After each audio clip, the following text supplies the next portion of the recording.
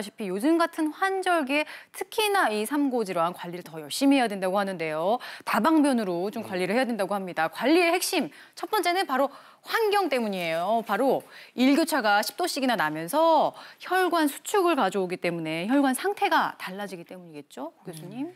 네, 맞습니다. 딱 요즘입니다. 이 환절기에 일교차 10도씨 이상 나죠. 그렇게 되면 어떤 일이 벌어지냐면 처음에 온도가 떨어지면, 즉 새벽이나 이럴 때는 몸 안에 열을 간직하고 체온을 유지하기 위해서 혈관들이 수축합니다.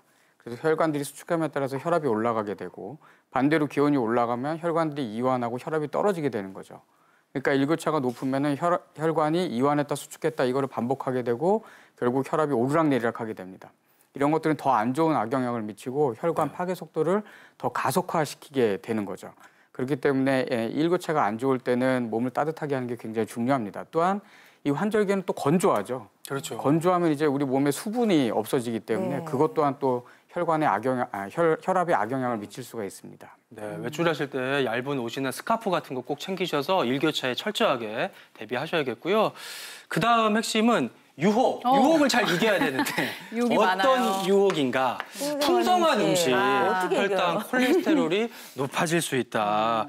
이거 참 유혹 이기기 어려운데요, 김 교수님. 예, 맞습니다. 올 여름 얼마나 더웠습니까? 이 무더위에 식욕이 떨어지는 사람들이 굉장히 많았었잖아요. 특히 이제 요즘과 같은 이제 환절기에 날씨가 좀 선선해지고 그러면은 왠지 좀 따뜻한 국물도 떠오르고 맞아요. 뭔가 사람들은 본능적으로 에너지가 좀 높은 그런 음식을 찾게 되는 그런 경향을 갖기 때문에 아무래도 고혈당을 유발하거나 콜레스테롤이 높은 그런 음식을 선택을 하는 경우가 많은데 특히 가을은 뭐 잘 아신 것처럼 이제 수확의 계절이다 보니까 각종 곡물을 우리가 추수를 하고 특히 뭐 이렇게 포도나 감 같은 특히 혈당이 높이 상승할 수 있는 과일들이 많이 추수가 되기 때문에 특히 가을에는 이러한 음식들로 인해서 혈당이 높아지는 경우가 많다. 또한 잘 아신 것처럼 다음 주가 이제 우리 민족의 명절 추석이 있고 또 올해 있고. 10월 달에 보면은 달력에 붙이면은 흐뭇하잖아요. 네. 휴일이 얼마나 많습니까? 맞아요. 또 이제 대체 휴일까지 있기 때문에 이러한 시기에 아무래도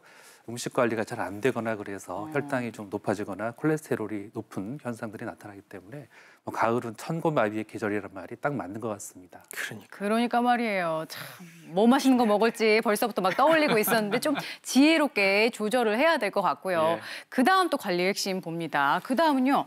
활동을 관리해야 된대요. 선선한 날씨 덕분에 이제 야외 활동과 운동량이 증가한다는데 사실 이거는 좋은 거 아닌가요, 교수님? 그러니까 네. 운동한다는데. 네, 이게 저도 좋을 수도 있는데요. 또 우리 고혈압, 당뇨, 고지혈증이 있는 분들은 조금 조심하셔야 되는 부분도 있습니다. 좋은 점은 이제 그동안 너무 더웠고 또 더군다나 요즘은 코로나 때문에 활동량이 줄어들어 있는데 요즘 예방접종도 어느 정도 하셨고 조심하는 습관도 몸에 배웠고 거기다 날씨까지 선선해졌으니까 모두 운동을 계획하시더라고요. 네. 그래서 하는 자체는 저도 너무 응원을 하는데요. 앞서 말씀드린 고혈압, 당뇨, 고지혈증과 같은 혈관 질환이 있는 분들은 이 변동성이 큰 거에 악영향을 많이 받습니다. 그래서 특히 너무 공복 중에 운동한다거나 새벽에 운동한다거나 아니면 운동 강도가 갑자기 많이 올라간다거나 이러면 오히려 부작용이 있을 수 있으니까요. 네. 준비 운동도 잘 하시고 그리고 식사도 어느 정도 하시고 하면 좋고요. 오늘 건강하게 운동하는 방법 배우시니까요.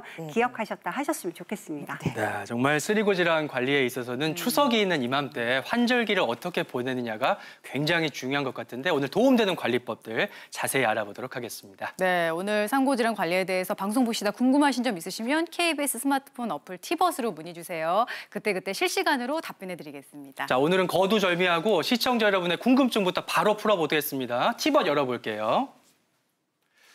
고지혈증 약을 먹으면 부작용은 없는지 궁금합니다. 얼마 전에 콜레스테롤 치수가 높게 나와서 걱정이 됩니다. 콜레스테롤 수치가 높게 나왔다고 걱정하고 계시는데 어떻게 좀 부작용이 있을까요, 교수님? 네.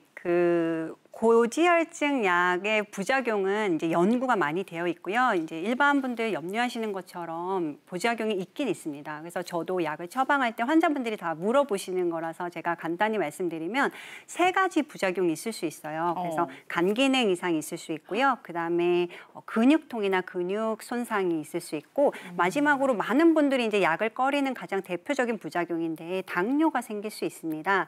요거는 이제 연구에서 증명은 되었지만요. 이렇다고 해서 약을 드셔야 되는 분이 안 드시면 요 3가지는 안 생길 수 있는데 중풍이나 심장병은 걸릴 수 있는 걸로 돼 있어요. 그래서 더 큰 득이 있고 약간의 실이 있으니까 이제 선생님과 용량을 조절해 나가면서 더 중요한 큰 합병증을 예방한다 생각하고 드셔야 되는 분이라고 판단이 되고 들으셨다면 적극적으로 드셔서 조절하기를 바랍니다. 네, 그리고 계속해서 또 궁금증 살펴볼게요. 어떤 게 있었을까요?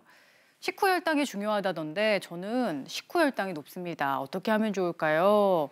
자, 요거 네. 네, 굉장히 중요하신 질문인 것 같습니다. 사실 점점 나이가 드신 분들일수록 저런 고민을 좀 더 많이 안고 네. 지내실 것 그렇죠. 같아요. 네. 공복 혈당은 뭐 100 아래로 정상으로 나오는데 식사를 하시고 나면은 뭐 170, 180 이렇게 나오는 사람들, 당뇨가 아니신 줄 알고 있었는데 식후 혈당이 높은 분들이 계시는데요. 대개 이러한 경우는 좀 나이가 많으신 분들, 특히 이제 하체 근육이 조금 이제 많이 손실이 되어 있어가지고 식후 높아진 혈당이 들어갈 곳이 없어지는 상황이기 때문에 이러한 것들도 우리가 자세히 살펴보면은 당 대사 질환이 있을 수가 있어요. 그래서 병원에서 자세하게 한번 검사를 받아보면은 당뇨 또는 당뇨 전 단계에 해당이 되는 경우가 있기 때문에 한번 병원에서 한번 진찰을 받아볼 걸 권고를 드리고 또 높은 혈당은 아무래도 떨어뜨리는 게 중요하기 때문에 네. 탄수화물 식사를 너무 많이 하신다면 조금 줄여보시는 것도 좋겠고 식사 후 한 30분 이후로부터 많이 좀 걷고 이런 네. 운동을 하시게 되면은 높아져 있는 혈당이 조금 떨어질 수가 있기 때문에 그 점을 명심을 하시면 좋을 것 같습니다. 네. 네.